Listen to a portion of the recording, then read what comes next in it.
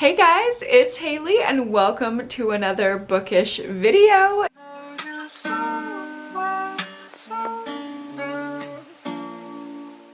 Today we have a horror reading vlog. I'm going to be reading some of the follow-ups to my favorite books that I've read. And we all know sometimes a sequel does not quite work out like the original does. So I'm going to give you all the tea on the follow-ups to the books I've already recommended you. I know quite a few of you have taken the recommendations for the first books in all of these series, duologies, etc. So I'm really excited to give you guys the inside scoop whether the sequel is worth reading as well. In this vlog, I'm going to be reading the sequel to Night's Edge, one of my favorite books of last year, and the sequel is called First Light. I'll also be reading Tastes Like Candy 2 by Ivy Tholen, obviously the follow-up to Tastes Like Candy, and I'll be reading the last book in the Slaughter trilogy, The Final Slaughter by Sergio Gomez. As I mentioned, all three of the original first books in the series I highly recommend. I really enjoyed all of them. So this is just a vlog to see if the sequels are worth it. But before we get into the video, I do want to thank the sponsor of today's video, which is Alni. Alni creates some of the best quality lights I've ever used. I love soft lighting, especially for reading. So the high quality twinkle lights and lights like that are really essential. They have cluster lights and curtain lights. The curtain lights are going to be the ones that I'm showing you guys today. I love Alni lights because they add the perfect touch to any space, whether it's indoor or outdoor. They're perfect to read by. There's no overheating. That was my problem with the last curtain lights that I had up in this room. They overheated really easily and they were just not safe to the touch. That's definitely not a place where I want something unsafe. The lights are also so bright and clear, and they're made with environmentally friendly material. It was super easy for me to install these, and I noticed when I was putting them up that they're actually a lot longer and a lot wider than the last ones that we had. There's 600 LED lights on this sheet of the curtain lights, and they're 20 feet by 10 feet, which is like 2 to 3 times bigger than competing curtain lights. Also, I definitely want to try it outside. I feel like this is the perfect outdoor lighting. It's just so dreamy, and I created this little cocoon for myself to read by these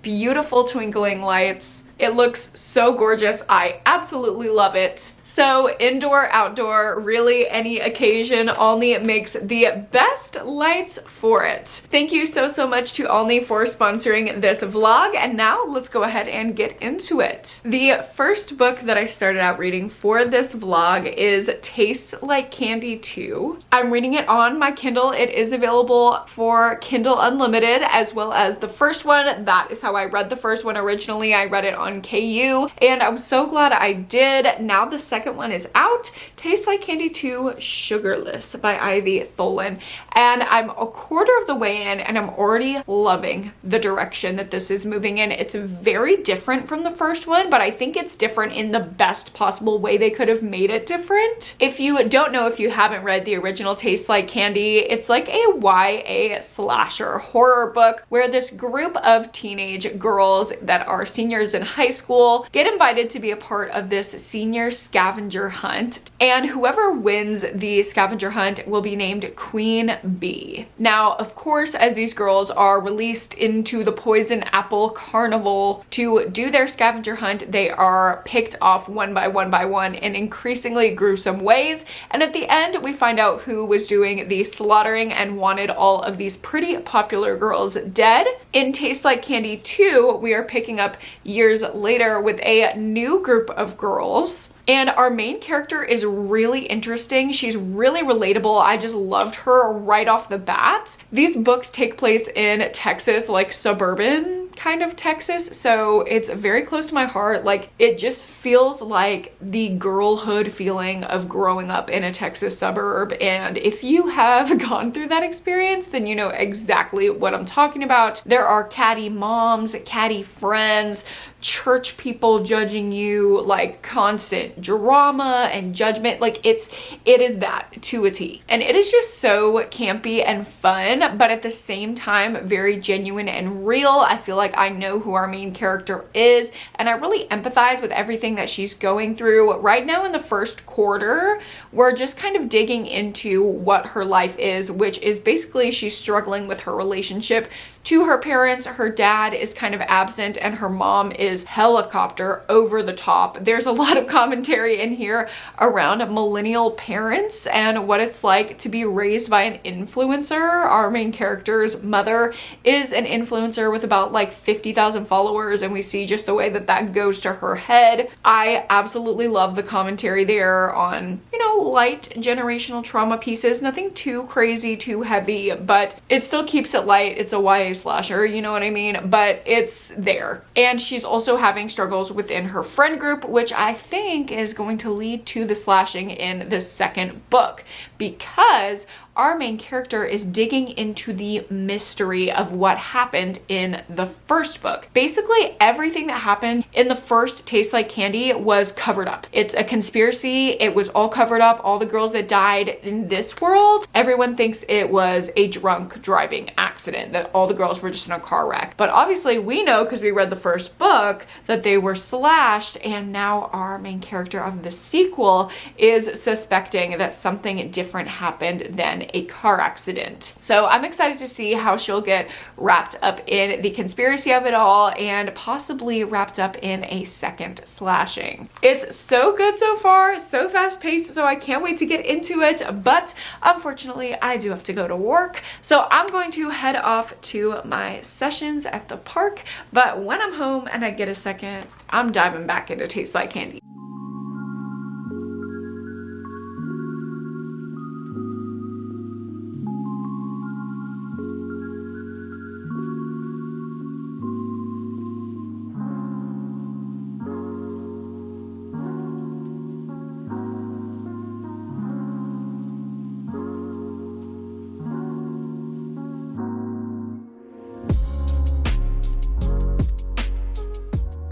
Hello vlog, it is much later after dinner. I'm actually about to go to bed, but I wanted to give you a quick update on Tastes Like Candy 2. I am a little over 40% of the way through. I wanted to make it to the 50% before I updated you, but I feel like the slashing is about to start, and I'm way too tired to get into that right now because I want to be awake and alert when that happens.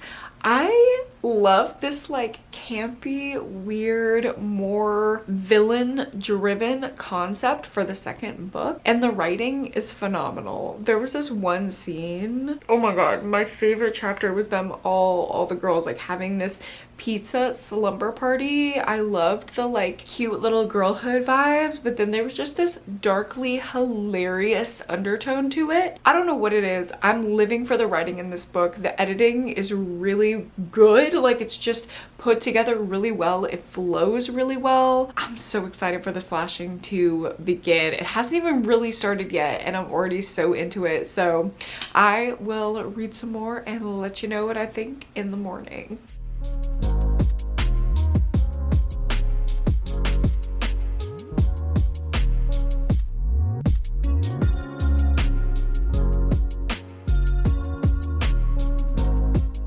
Good morning vlog. It is super early post yoga, but I have a reading update for you. I actually did end up staying up and reading a little bit more of part 2, because once we got to part 2, I was like, where are we going with this? So I'm over 50%. The perspective has shifted like halfway through the slashing. It was abruptly cut off and the POV switched, and I don't know if I love where we switched to. Okay, I don't want to spoil anything, but I'm not as on board of where we're going now as I was with part 1.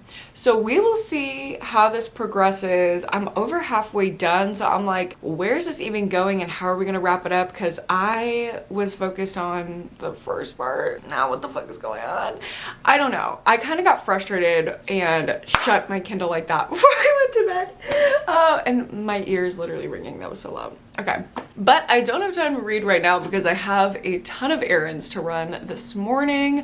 I have to prepare some stuff for us going out of the country, get all of that together. I have to ship out some stuff at the post office. I have to go try to find a new suitcase that actually fits the regulations of Costa Rican air. Because they have different dimensions that a suitcase has to be. I have a nail appointment. So bye bye brat nails. You were so fun while you lasted, but now you're getting changed out for my Costa Rica nails. And let's go do all the things. I also might go to Half Price Books just because I want to, and there's one next to the Ross that I'm going to. So if you see any of that, don't say anything.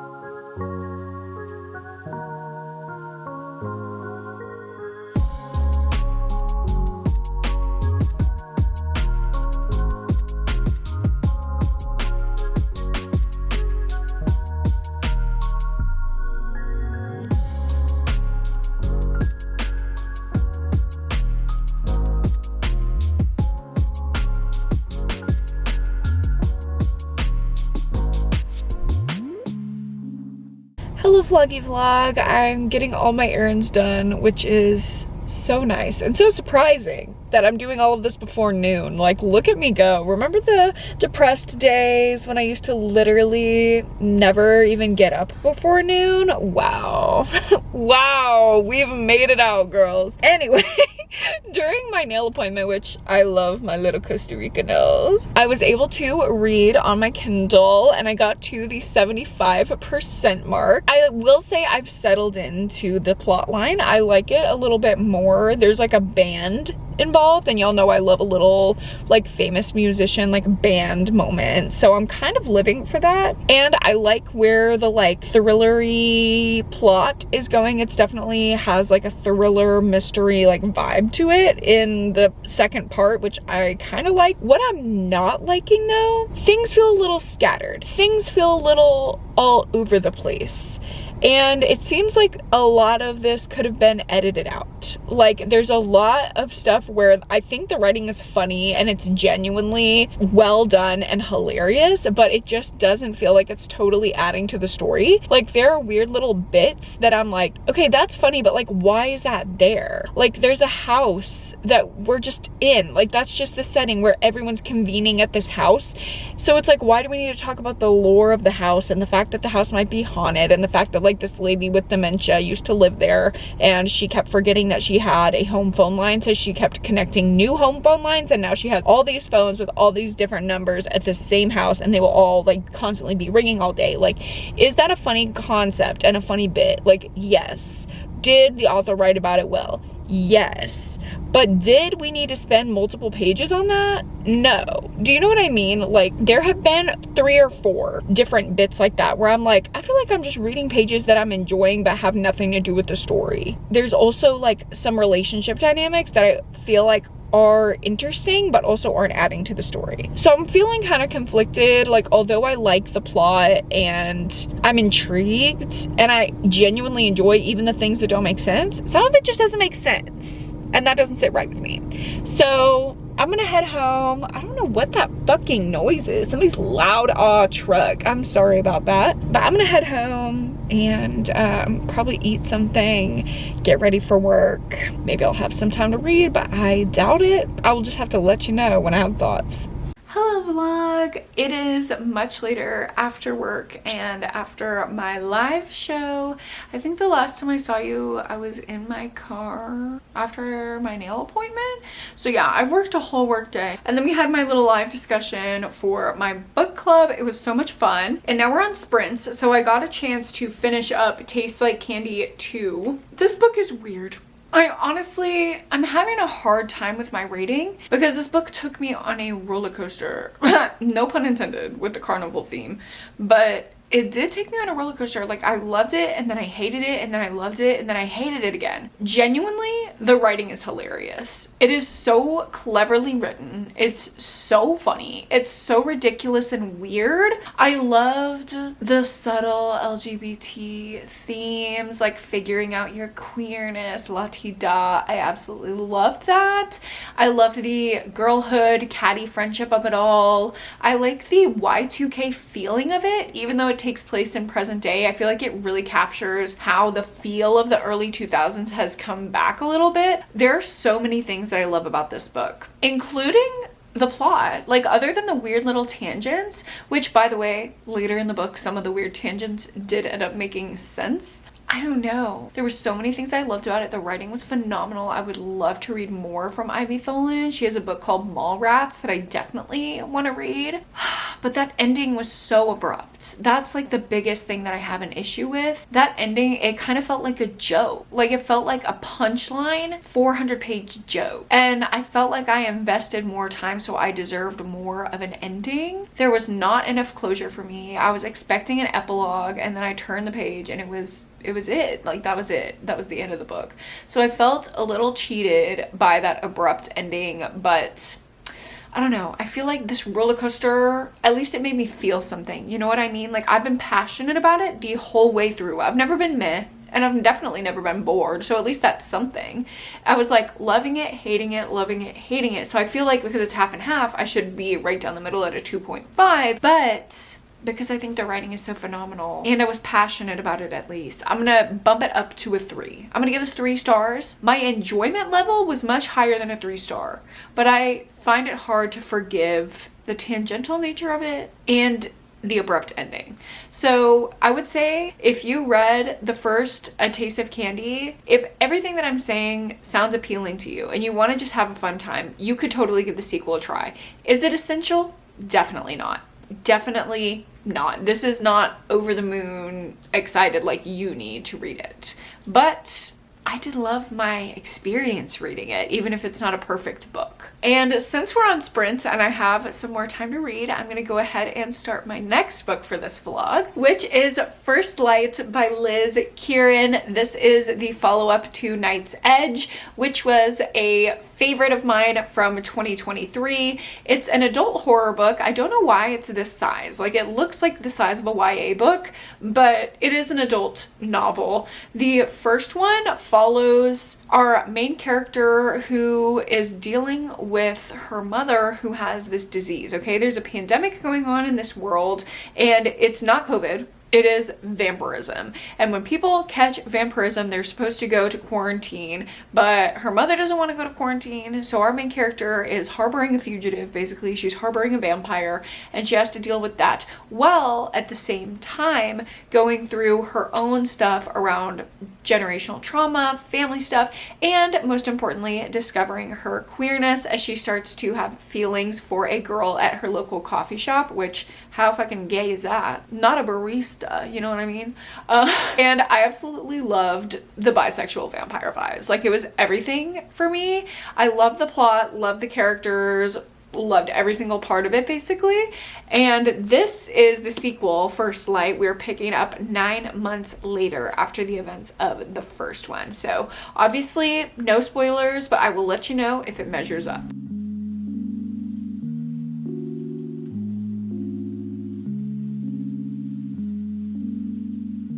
Hello vlog, it is a little bit later after sprints and I am a quarter of the way through First Light by Liz Kieran. I'm really liking it. It kind of took me a little bit to get my bearings and re-enter the world and remember the terms and what's going on. But now that I am, I'm really liking it. We're alternating timelines from back right after the last book left off and then 9 months after, so a lot has transpired over that 9 months and we are basically trying to figure out how she got to this point where a lot of things are different but we don't really know how they happened. So we're kind of going over the 9 months kind of in reverse, but we get little pieces of information. I'm remembering a lot why I originally really liked our main character. I really like her again, and we're kind of diving into more of her trauma, family lore, stuff like that, similar to the first book, just kind of uncovering more layers of this character, which I really like. So it's going well, but I'm so tired, so I'm gonna head to bed, and I will let you know when I read more in the morning.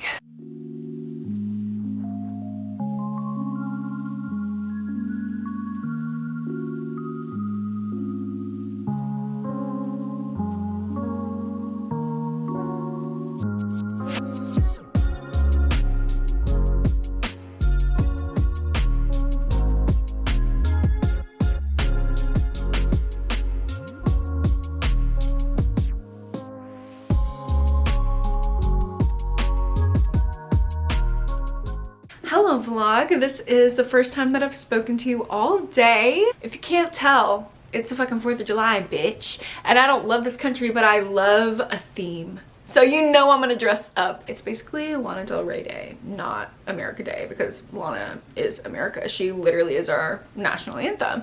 So anyway, happy 4th of July. I've had such a nice little morning. I had to work, but had a little free hour at the park between sessions. So I got some reading done, and I am probably like a third of the way through First Light. Still kind of feeling the same way. I'm still liking it.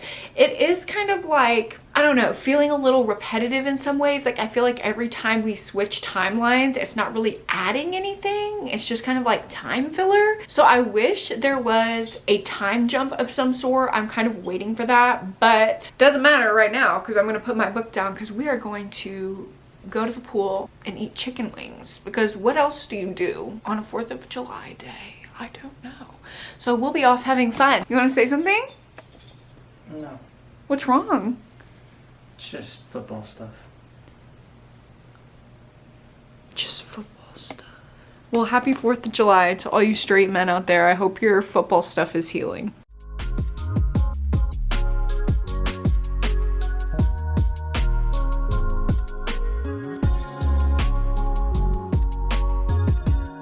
Good morning vlog. It is the next day. We had such a fun 4th of July last night, but I do have a little reading update for you. Also, I got a cute little good for her horror bookmark I wanted to show you. One of my friends gave me a late birthday present last night, and he just knows me so well, so I thought that was so fun. I am about at the halfway point of First Light, and we are back in the action. There are really, really long chapters. That's something I'm not really liking as much, but I feel like with the action, it's easier to get into. We're at like a good pace with both storylines now, where I don't feel like they need to merge, although I am really, really curious and intrigued at the point when they're going to come together. It's not taking away from my enjoyment anymore because we're back in the action. Also love the way that the relationship dynamics are playing out. I just really like it. So it's going well. I don't know when the next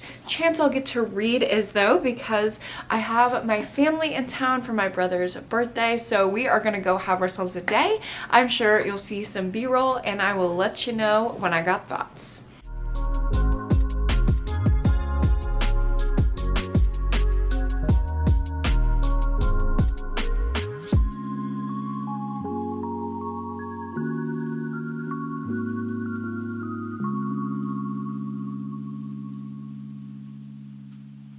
Hello vlog. Oh my gosh, I have not spoken to you nearly all weekend. I had such a fun time with my family, but it was just a lot. We were doing things constantly. We were so exhausted. We had to take like nap breaks, but I did get some reading done over the weekend that I need to update you about. So first things first, I finished First Light by Liz Kieran, and this one kind of took me on a little bit of a ride. As you could see, just from the first 50%, I was like on board, and then I really got off, and then I was on board again, and then it was kind of touch and go. I don't know, I felt like some of the messaging in here kind of undermined the messaging from the first book, but then the more that I just kind of gave into it, and I was like, okay, this is where the story is going, fine, whatever, I'm gonna forget about the first book and just give into this story. The more that I enjoyed it, and the more that I started to understand the purpose of the new route that the story was taking. If you're familiar with Knight's Edge, the first book, there's a lot of discussions about our main character's mother and how she was kind of sucked into this abusive relationship, and it's showing how our main character is kind of susceptible to the same thing and how that happens, how, you know, she kind of resents her mother for doing that, and then the same thing is happening to her, which, be aware, this could definitely be triggering for some people. Just if any of those things sound like something you're not in the place to read about, I don't know if I would pick up the sequel. There was definitely some pretty hard to digest, like, generational trauma things in here, which I appreciated, but were kind of hard for me to get on board with at first when I didn't fully understand the intent, and I hope that I am getting that intent right. Obviously, I don't know what the author was thinking, but that was just kind of my interpretation of it. The one thing that didn't really sit right with me is that I was really invested in the relationship in the first book, and we got some kind of resolution to that relationship in this book, but that storyline was completely abandoned afterwards, and I didn't love that. Like, I definitely wanted that storyline to continue, and I'm really sad that it didn't, although there is a new thing. And we got an epilogue that happened 15 years after the events of this book, so I'm pretty sure this is just a duology and we're not getting another book. Maybe, but it would have to take place so far in the future that I don't even know if I would want to pick it up. Like, it just definitely feels complete, and for me, this one didn't quite measure up to the first one. I feel like the first one was so solid and I was with it the entire time, and this one kind of took me on a little bit of a ride. Even if I ultimately ended up enjoying it, it wasn't as seamless as the first, so I ended up giving this one 4 out of 5 stars. I definitely think it's worth the read if you really liked the first one, but if you were lukewarm on the first one, I would say you definitely don't need to pick this one up. If you're a fan and you want some kind of resolution, definitely worth it though. It was worth it for me and I enjoyed it. And then I started in this morning on The Final Slaughter by Sergio Gomez, and I absolutely love this Slaughter trilogy. I'm so sad that this is the last book. The first one, Camp Slaughter, I read to get myself out of a slump, and it was amazing. It was just classic, like, cabin camp slasher. I just recommended it in my cabin/camp thriller and horror recommendations. I have a top 12 video about it. If you missed it, I'll link it up above and down below. Y'all know a few years ago my obsession was amusement park horror. Like, last summer and the couple summers before that, I was all about the carnival and amusement park horror.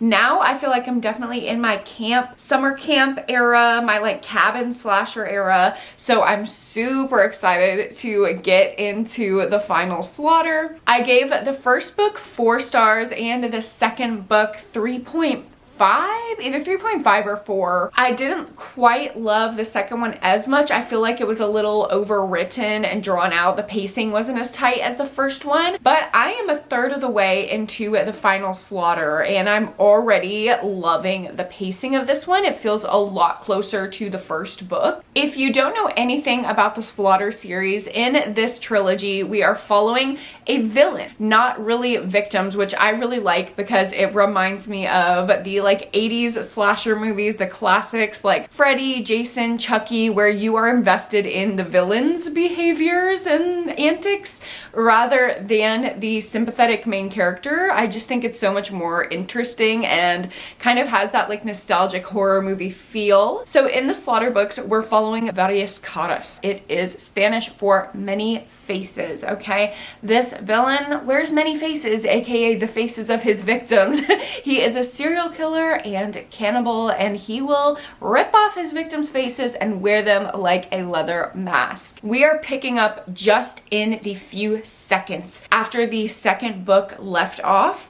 In this final book, he's literally still like ragged and bloody on the ground trying to recover from the events of book 2. And we have some opening scenes of slashing in this book that then leads into some really interesting stuff. This is not just a straightforward slasher. I like how this is doing a little bit more character development for our villain. Even in book 3, we are learning new things about him. It's being further developed, which I love. And he actually has come into contact with another murderer, which I think is so interesting how this dynamic is playing out, kind of like understanding the differences between our villain and another murderer. And we are also following the final girl survivor from the first book, as she is determined to catch the person who killed all of her friends. So I feel like it's a really great kind of like rounding out to the series. It almost feels like when Laurie Strode, you know, goes to confront Michael. It has that kind of a feel.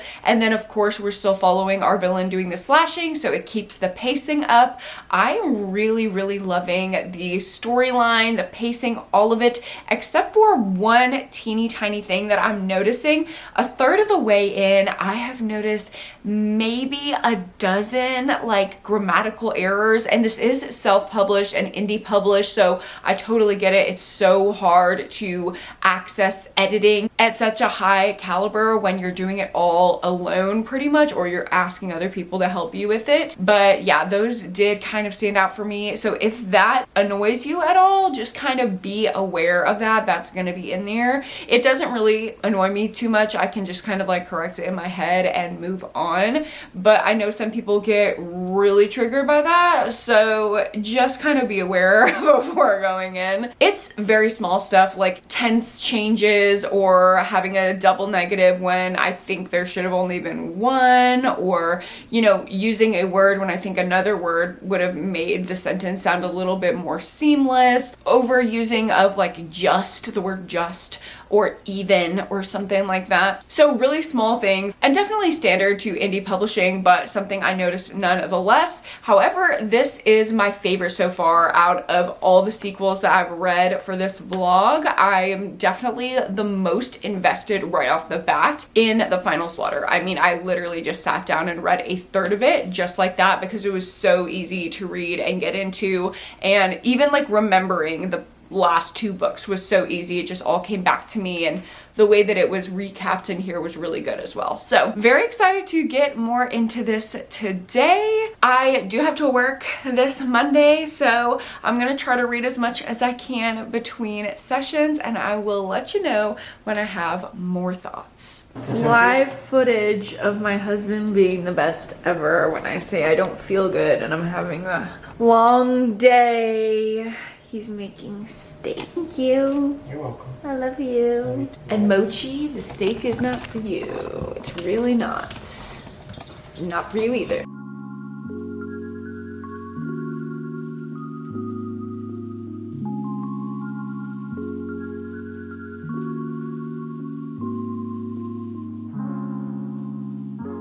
Hello vlog, it's a little bit later and I almost 2/3 of the way into the final slaughter. It's literally going so fast. It is so exciting. The pacing, I would say, is the best in this book of any of the 3 books. It's all culminating into something.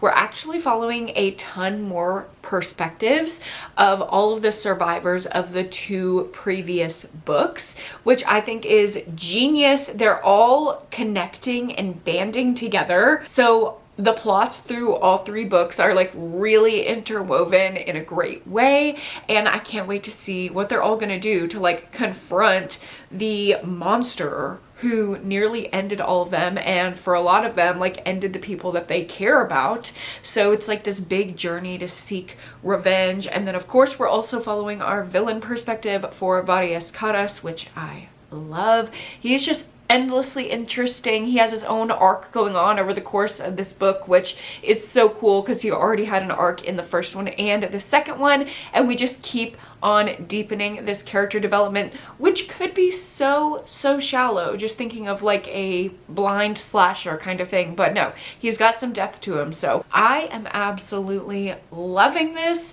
I think I'm gonna take a break from reading because we're gonna watch some Drag Race. We missed a Drag Race episode that came out for All Stars, so we're gonna catch up on that, but afterwards I'll probably get back to reading and I'll share my thoughts. Good morning, vlog. It is the next day and the last update of my vlog because I finished this. I didn't even realize I was getting so close to the end, but oh my god, it sped to the end. I didn't even realize how close I was to finishing this until it was done. It read so fast. If you are looking for a quick, easy slasher with interesting characters and lore, this is a great one. I absolutely loved my reading experience of it. It felt like watching a horror movie in my head. It was so good. I ended up rating it a 4.5 out of 5 stars. The only thing that really could have made it a better end to the series was just a little bit more editing. I feel like if a final pass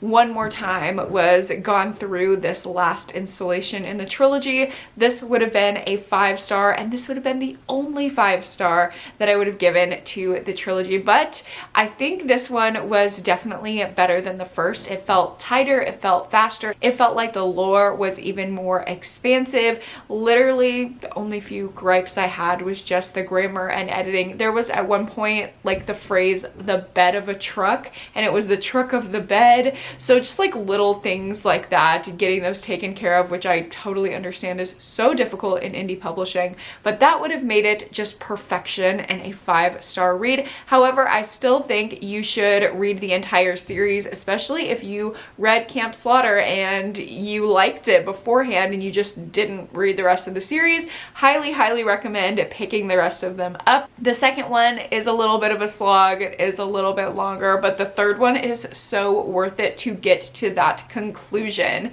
And I really liked the author's afterword too, talking about the absence of an epilogue.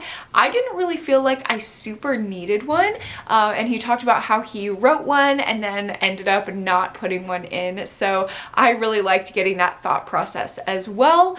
I'm so happy to end on a 4.5, and I'm so happy that I liked most of these. You know, the Taste Like Candy sequel was a little bit hit or miss. It was just kind of weird and took me on a roller coaster, but I did enjoy the roller coaster after all. First Light was really good. It didn't really measure up to the first one, but I wasn't really expecting it to because of how much I liked Night's Edge, and the Final Slaughter was so much fun. So if you picked up any of these first books on my recommendation, proceed with what you will based on my thoughts on the sequels. And thank you guys so much for watching this video. If you liked it, go ahead and give it a like and subscribe to my channel if you haven't already. Don't forget to go down below and check out Alney. You can get 20% off with the code NEW20, and all of that will be linked down below. If you want to get yourself some curtain lights to read by, they're gonna be so vibey for the upcoming fall and winter, just so cozy. I absolutely love mine. And thank you again to Alney for sponsoring this video, and thank you again to you all for sticking around till the very end. Don't forget to go to therapy and read a book this week, and I will see you guys in my next one. Bye!